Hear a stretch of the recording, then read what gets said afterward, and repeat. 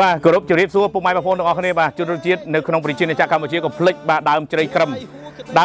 នៅក្នុងធម្មជាតិគឺមានសុខភាពល្អមែនទែនពុកម៉ែបងប្អូនបាទនេះគឺជុំ25 30 40 50ដើមជ្រៃក្រឹមនេះបងឯងគឺយើងមានស្តុកស្រាប់គឺនៅក្នុងធម្មជាតិដែលមានទីតាំងនៅលើផ្លូវជាតិលេខ 1ខាងក្រោយផ្សារព្រែកឯងហើយតម្លៃគឺក្រោមទីផ្សារតែម្ដងហើយនេះគឺយើងចិញ្ចឹមហើយស្រាប់ហើយពុកម៉ែបងប្អូនគ្រាន់តែយកទៅគឺអត់មានបារម្ភថាកោះមកពីចំការទេគឺនេះគឺមានន័យថាគឺវាមានស្បាយរួមនៅខាងក្រោមហើយស្រាប់អស់ហើយគឺមានន័យថាគឺជ្រៃក្រឹមគឺតំណាងឲ្យហុងស៊ុយបាទសម្រាប់ដាក់មុខផ្ទះមលុបបាទពេលខ្លះគេយកទៅដាក់នៅកន្លែងប្រភូមិបាទដើម្បីមលុបបាទឬក៏កន្លែងអ្នកតាឬក៏កន្លែងគ្រប់បូជាផ្សេងនិយាយរួមទៅគឺมันដូចជាស្តៀងនឹងដើមពូដែរបាទតែគ្រាន់តែនេះ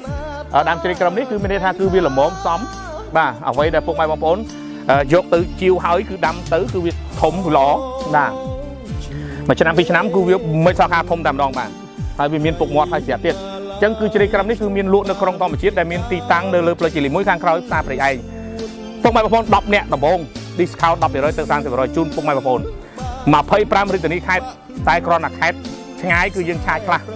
បាទពូអ្នកជំនាញទៅដាំឬក៏ពុកម៉ែបងប្អូនដាំនៅនោះក៏យើងប្រាប់វីដេអូនឹងការដាំឲ្យដាក់ជីមិនដើម្បីឲ្យវាល្អដែរតែបើនៅរាជធានីភ្នំពេញ free ជូនពុកម៉ែបងប្អូនទាំងអស់គ្នាដាំបច្ចេកទេសទៅដាំដល់កន្លែងទីតាំងតែម្ដងបាទនេះគឺជ្រៃក្រឹមតម្លៃក្រោមទីផ្សារបាទខលមកឥឡូវនេះ discount flat ដាំភ្លាមអត់មិនចាំបាច់យូរទេគឺមានស្តុកស្រាប់តែម្ដងបាទក្រុងធម្មជាតិពិភពនៃរុក្ខជាតិបាទសូមអរគុណបាទសូមគោរពលា